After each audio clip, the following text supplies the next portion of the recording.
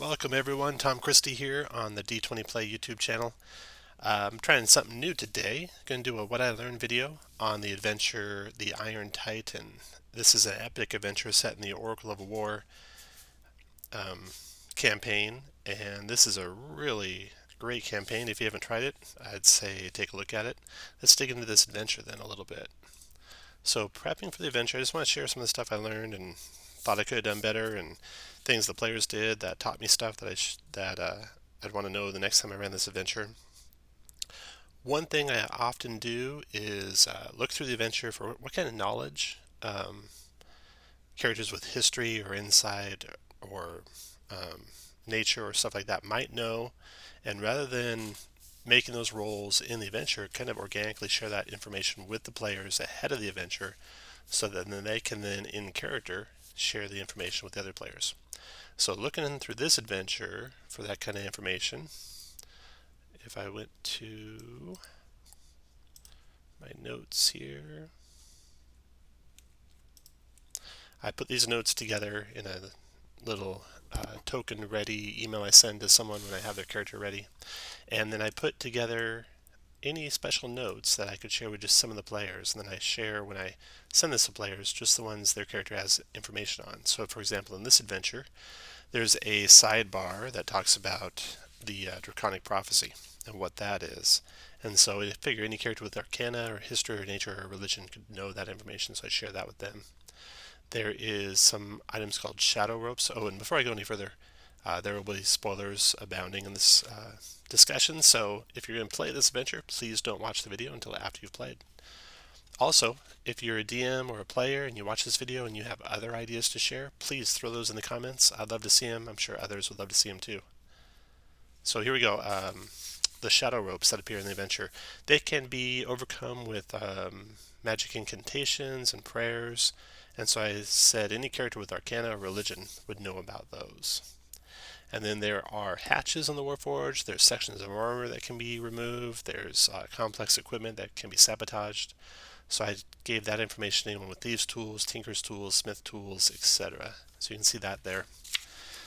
Next item is death is easy to overcome in this adventure, so that's something to keep aware of as a DM. There's going to be a lot of really like overpowered encounters, and you generally feel bad doing that as a DM, but in this one, and it being an epic and there being a way back from death, I would not feel bad at all about going for those. Now, this being an epic, there'll be a time limit on completing it, so going in, I would ask any of my players before I start, and I made this mistake the first time I ran it, I'd say, do you want to cast any spells at the start of the day? Do you want to buy or sell any equipment at the start of the day? Instead, the first time I ran it, I launched right into the description of the adventure, and then they're like, oh wait, I want to buy this, this, and this. So I didn't do that quite right, so make yourself a little checklist. Make sure you ask those starting questions before you launch into the adventure. Now, the maps for the adventure. I like to use color maps as much as I can, and for all the encounter areas as much as I can. I figure a picture is worth 1,000 words, and so is a map. I can run some really fast combats. Of course, it does take preparation ahead of time to do that, but I like to do it. So the maps for this one I got off of a website, and let's see, do I have it? Yeah, here it is. STM Roleplay, and they have these Oracle of War battle maps for the Iron Titan and for all the rest of the Oracle of War adventures so far. And they even have a bundle where you can buy them all together. I don't know if the bundle includes Oracle of War. Let's see if it does. Not quite. Doesn't look like that's in there yet, but it's got the first, second, third, and fourth adventures all in there, so that's nice to have.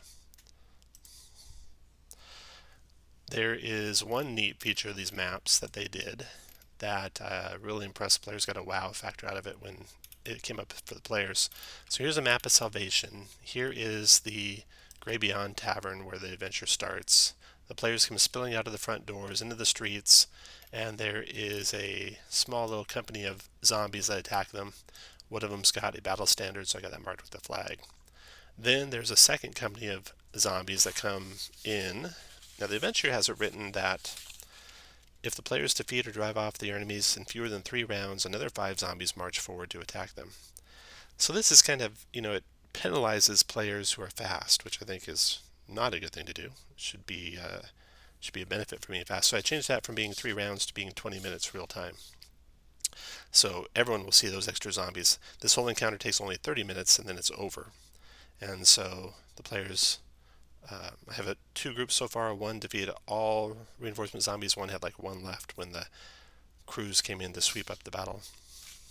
Okay, but now for the cool feature. So when the players go and they're deciding which part of the Colossus to go after, one of them can be the right arm, which has the shield generator. And I just put that map underneath this map so I can go to, and I'm using Roll20 here. I always use Roll20. So on this map, I can just do that, and I can go to back. So if the players are setting up, I say, okay, this hand comes crashing down to the ground. You finally attracted the Colossus's attention, and then boom, there comes the hand crashing down onto the ground. And that was pretty cool. That was a lot of fun. This, by the way, is a super difficult encounter, starting with a whole bunch of methods, and the methods being reinforced with a lot of epic type adventures. Players need to kind of sometimes ignore the enemies and go for the goal. And this is certainly one where if they get distracted fighting the enemies, they could really easily lose the goal.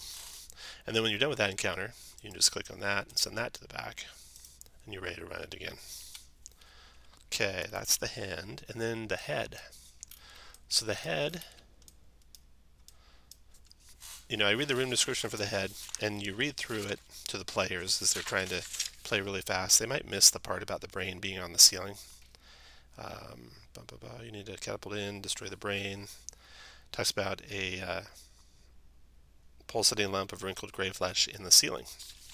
So just to reinforce the players, I drew a side view of the room showing the brain up on the ceiling. That'll help them. And plus, since the pipes cover the walls and ceiling and they can be climbed with no check, I wrote that in there. Sometimes I find it's nice to have some of the room description stuff in writing for the players, so it's just easy for them to see, and alleviates lots of questions. They don't have to ask, how tall is the ceiling, how tall is the ceiling, how tall is the ceiling, over and over and over. So that's that encounter. And another thing in this encounter, there is a champion of the Green Flame Blade. I just made this picture of a Green Flame Blade champion, took some art off the internet, superimposed the Green Flame icon, changed the color of this tabard from was red to green. They are pretty cool opponents. They have spells, and one of their spells is Aid, which is a spell I always use when I'm playing a cleric, and they would use it coming into this battle. If they know they're coming into a city to destroy it, they'd cast Aid ahead of time. It's a nice spell. It gives +5 current max hit points. So I've already done that to this guy. I've already increased his hit points from it was 45 to 50, and I put that little circle with the one on it to note that I've used 1 second level spell. And these guys, they have, instead of 32 hit points, they have 37 hit points. So he's casted himself and both of the cult fanatics going into that encounter. Okay, so that's one encounter where a side view is pretty handy. Another encounter where a side view is handy is the chest encounter. So the chest one is interesting because you're looking like on a side view of a map, because gravity is down on the screen here, and the quote-unquote height of the room is 10 feet, but you need a side view of that for the players because they could be climbing the wall closest to the screen or the wall furthest from the screen if they're trying to climb up. This room doesn't mention anything about the walls being easily climbed, but I just noted that they're covered with gears and they're easy to climb, so the players can kind of move around a little bit. This map isn't real clear on the dark areas that exist down here, and I just will tell the players basically every row opens in an area of darkness. I don't think I put that. Dim light, 5 pockets of darkness. So that's interesting. That's something to make sure the players know. And then these darklings, I think that's their name. Let's see. Darklings. Yeah. So these guys, they have blind sight, so they do very good in darkness to attack the party from. They attack with daggers. It doesn't say how many daggers they have. I'll probably just assume they have like 3 daggers. The first time I ran it, I did them all with melee attacks, but really their strategy says they'll use daggers for as thrown weapons, so I assume they have more than one. I'll assume they have 3 next time I run this. So that's that map. Okay, so setup stuff. As we're going over the event rules, it's good to have something to show the players. I have the player view turned off. They don't actually see the prophecies when I start.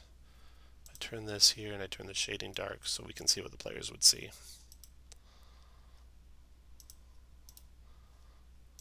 Okay, so the darked out areas, the players don't see the start, but I've got a copy of the event rules here for the players. Important stuff to have there.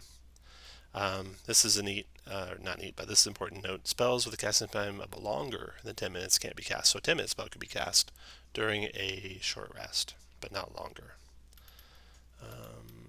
They can get spell casting services. I wasn't real clear on if they could do all the mage right services or if they could just do healing services. So I put both there, and I'm allowing both when I run it. Here is the environmental areas. I have to confess, I didn't do a good job using these in the 2 times I've ran it before. So that's something I'll try and do better the next time I run. Okay, so there's the rules for the players. Now the prophecies. So the prophecies are usually pretty easy to make come true if the players are trying to make them come true. And what I would do is, as a player, heard a prophecy, I would make this area visible.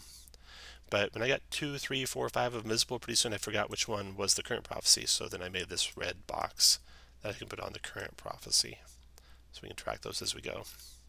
And then for the tactical advice, which is here down, that I just reveal, and it doesn't matter if I know what the current one is or not. So that is the prophecies. Again, they're easily made fulfilled, so watch for that. Okay, then another part of the setup is the battle updates and siege damage. So in one place it said in the printout I had 20 minutes, in one place it said 30 minutes. It's been clarified that it's supposed to be 30 minutes everywhere. Single group play, however, is every 45 minutes. Now, when the battle report comes, we're supposed to look at what area of the Colossus has been taking the most damage or has been destroyed. First, the commander counts the victories in each victory pile. The most ones to date, the weapons destroyed, as long as we get to the 25%. And then any groups in that area will take damage. So there's no real way that's described as going to a single table group. So what I decided to do was, when the first one's destroyed, the players that are in it will have a 1 in 6 chance of having siege damage in the area. And then for the second one I did 1 in 5, third one I did 1 in 4, fourth one I did 1 in 3. So that's how I plan to handle that. And the siege damage is fun, and again there is recovery if you die, so it's extra fun. So that's the siege damage, and I did that.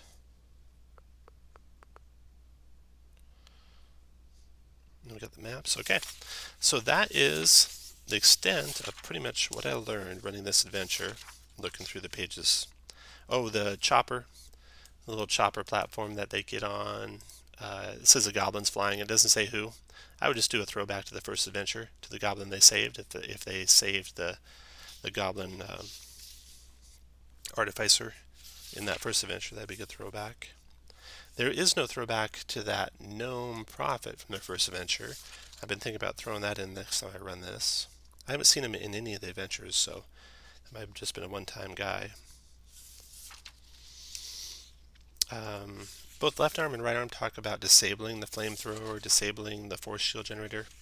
I just threw in the word disable or destroy, just to kind of key the players in that you don't have to use these tools, so you can just bash it into bits. Then that is it. So those are my notes from running this adventure. I hope that if you get to run it, you profit from some of these. And this is what a fun adventure. I've had nothing but great response from the players who played this. I hope that Adventure League does these adventures where we can run them online like this in single player groups more often. Certainly be good for the authors. The authors of this adventure are Will Doyle, James Introcaso, and Sean Merwin, and I think they did a fantastic job. Thank you for watching, and look for more of these in the future.